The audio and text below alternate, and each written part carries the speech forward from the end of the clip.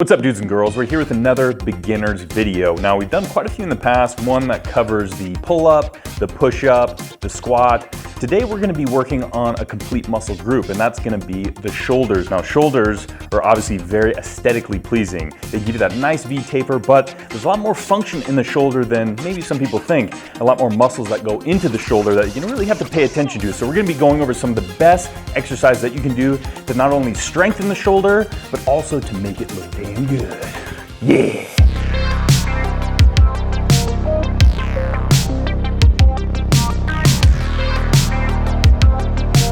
So when anyone thinks of the shoulder, they're gonna think of this big deltoid right here. As you can see, Michaela, she has pretty large shoulders because she trains them right. Now you have the anterior, the medial lateral head, and you also have the posterior. So three big kind of group muscles that cap the delts, baby.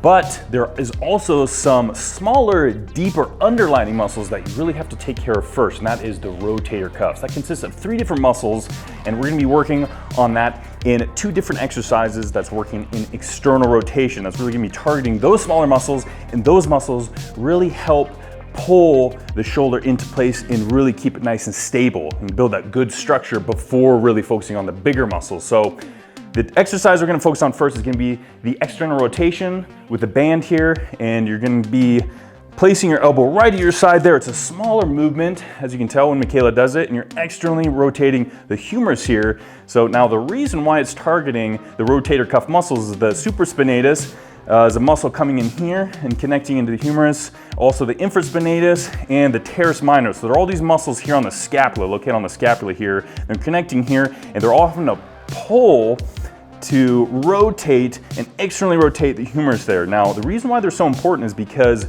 the shoulder joint or the glenohumeral joint is a very shallow ball and socket joint. So it's not really supported that well. So what you're gonna have to do is train those rotator cuff muscles to help strengthen them to pull that socket into place so that way it never feels unstable. And especially when you're doing heavier motions, if those rotator cuff muscles are weak, then you can kind of lead to possible injury there. So you want to make sure to strengthen those. Now the next exercise is gonna be another external rotation, but at a slightly different angle here. And much like you'll probably learn in any kind of bodybuilding or weightlifting, angles can change quite a bit, although they're helped to target the same kind of muscle group, but changing the angles is just going to be strengthening in different positions there. So elbow is here, as you can see, it's a 90-degree angle in her upper and lower arm, and she's still externally rotating, but now she's forced to keep her shoulder in a more elevated position there, targeting the supraspinatus, but now using the infraspinatus and the teres minor to externally rotate with a nice light dumbbell there. So you want to keep it light, as you can tell, keeping that really kind of strong and stable arm there, not moving all around and trying to press it. It's a really isolated movement there, and that's gonna help target the rotator cuff muscles. So there you go. First things first, you really wanna make a strong structure before moving on to the bigger, heavier motions, but that's exactly what we're gonna be moving on to next because now we've taken care of that rotator cuff muscle. So let's do it.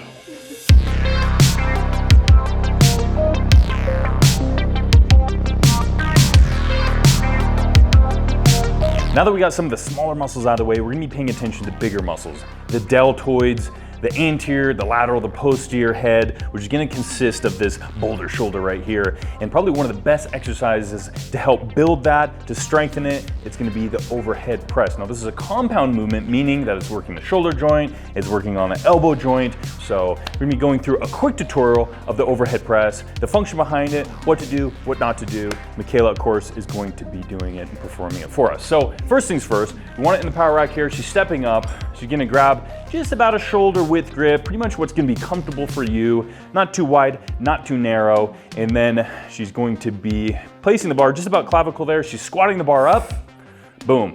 And then stepping forward, she's gonna be really bracing her glutes, bracing her core here, abdominals or lower back. She's keeping her legs locked out there, so there's gonna be no bounce in the legs. It's all gonna be push in the shoulders, and then she's gonna be, nice deep breath, brace, push, and back down. As you can see, she's kind of bobbing her head out of the way for the bar to pass through, so that way it's in a perfect vertical position here. But once she's at the top position there, all of a sudden her center of gravity is raised. She really has to stabilize but also the shoulders have to really contract too. So like we're saying, it's not only working the deltoids, the anterior, lateral, and posterior head, but it's also working the trapezius muscles too, and a little bit of the rotator cuff muscles, because they're there, of course, to stabilize that shoulder joint. So this is doing a lot of work in the shoulders, big compound movement to build that strength and size. Good job, Michaela. And that is why it is one of the most important exercises you can do for the shoulder, the strength in the shoulder, the size in the shoulder, because it really works a lot of different muscles there. So good job. That was the first exercise that really targets everything together, but we're also gonna be working on some isolation exercises too that's really gonna help target the individual muscle groups as well. And we're gonna be going over that next.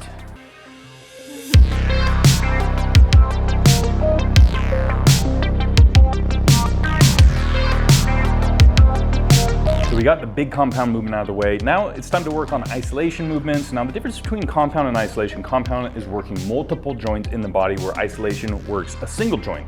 Now because it's only working a single joint, you can help target certain muscle groups a little bit better here. And we're gonna be focusing on the lateral raise in this exercise, which, as the name explains, lateral raise, you're raising the dumbbells laterally to the body. And what helps with that abduction is going to be the lateral head of the deltoid. So it's easy to remember, lateral raise, lateral head.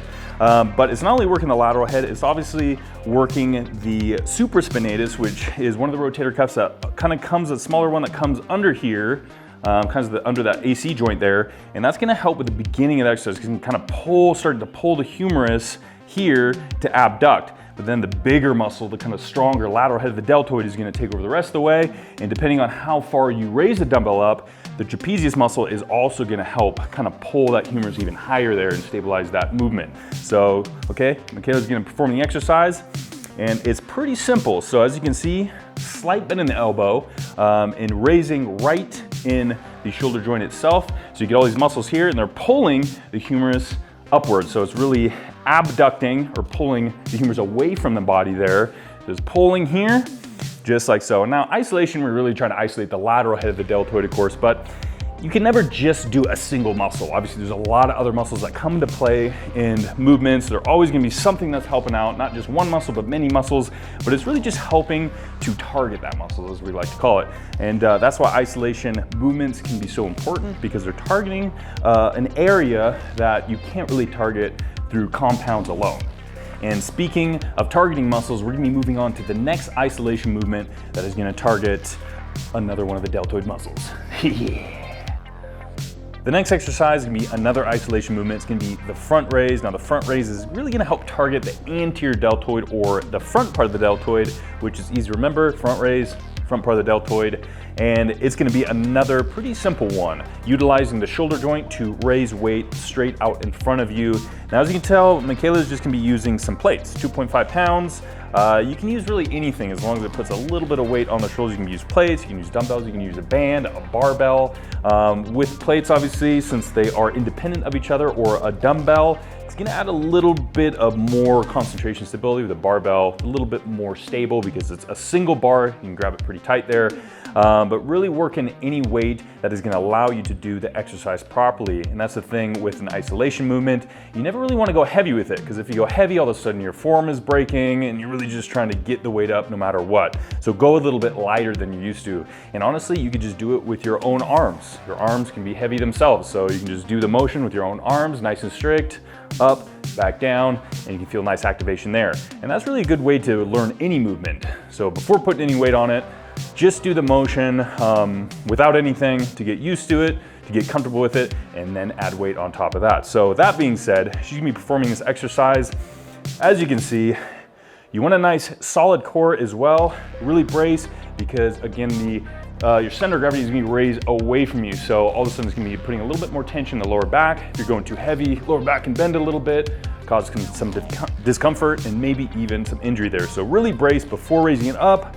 You can tell she's going nice and slow and only using the shoulder joint. A slight bend in the elbow, but it's no movement in the elbow because of its isolation, one joint, and she is targeting the anterior deltoid.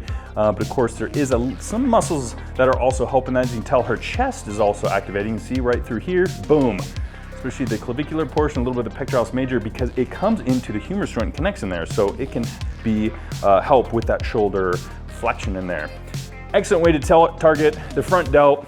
Helps kind of create that nice like thickness in there in the front portion of the chest and the deltoid. So an easy way to really develop that kind of more anterior portion of the deltoid. Awesome job. Let's move on to the next one.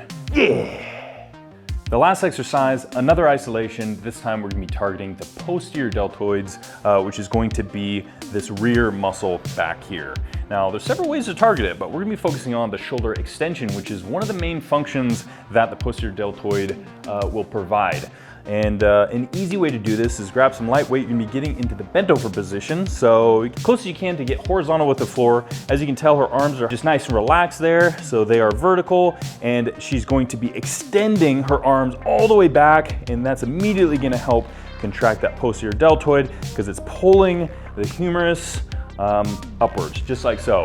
Now the lats are also gonna help a little bit, as well as the rotator cuff, but the main function of this posterior deltoid is really gonna help with the shoulder extension. So it's really targeting that. And again, you don't wanna go too heavy because the lighter you go, the more you can really focus on that muscle doing its job there. And perfect, there you go.